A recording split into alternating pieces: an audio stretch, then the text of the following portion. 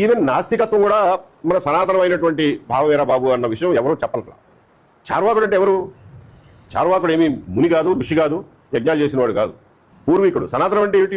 అతి పురాతనమైందినా లేకపోతే అతి పురాతనమైన ఒక రకమైన భావజాలమా? అతి పురాతనమైంది అని అంటే చార్వాకుడు కూడా అతి పురాతనమైన వాటిల్లో భాగమే. సో వాడు కూడా సనాతనుడే. లేదు, అతి పురాతనంలో ఒక రకమైన భావజాలాన్ని నేను సనాతనం అంటాను, మిగిలిన వాటిని అసనాతనం అంటాను అని అంటే నువ్వు అనుకునేది నువ్వు అనుకో, నేను అనుకునేది నేను అనుకుంటా. నీకెంత హక్కు ఉందో నాకు అంత హక్కు ఉందిగా, నా పూర్వీకుల్ని అనుసరించడానికి నాకు అంత హక్కు ఉందిగా.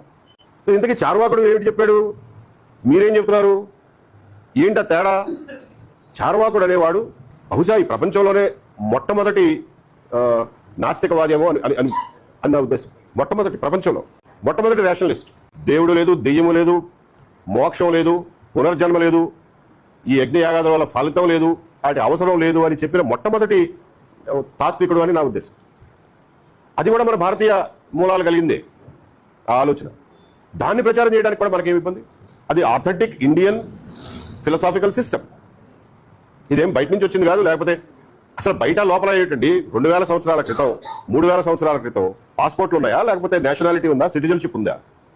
భావాలు ఫ్రీగా ఒక చోట నుంచి ఒక చోటకి వ్యాప్తి చెందినాయి. ఈజిప్టులో ఉన్న పక్షి బొమ్మ మనకి గరుడు బొమ్మ అవుతుంది. ఈజిప్టులో ఉన్న ఆచారాలు మన దగ్గర ఉంటాయి, మెసొపటోమియాలో ఆచారాలు మన దగ్గర ఉంటాయి, మన దగ్గర ఉన్న కొన్ని ఆచారాలు అక్కడ మిడిల్ ఈస్ట్కి పోతాయి, మిడిల్ ఈస్ట్ నుంచి యూరోప్కి పోతాయి. ఈ భావాల వ్యాప్తి, వీటి ప్రయాణం క్లియర్గా ఈ రోజున మనం మ్యాప్ చేయగలిగిన పరిస్థితిలో ఉన్నాం. అంత సైంటిఫిక్ నాలెడ్జ్ ఉంది మనకి. కాబట్టి సనాతనం, పురాతనం అంతా కేవలం భారతదేశం భూభాగంలో పుట్టిందే కావాలనే నియమం ఎక్కడ లేదు. ప్రపంచంలో ఎక్కడున్నా మంచి తీసుకుంటాం. ఈ సెల్ ఫోన్ మనం తయారు చేస్తున్నాం కాబట్టి దీన్ని వాడేది. అత్యంత ఆశ్చర్యకరమైన విషయం ఏంటంటే క్రీస్తుపూర్వం 500-600 సంవత్సరాల్లో చార్వాకుడు మొదటిసారి చెప్పాడు that you get knowledge through perception.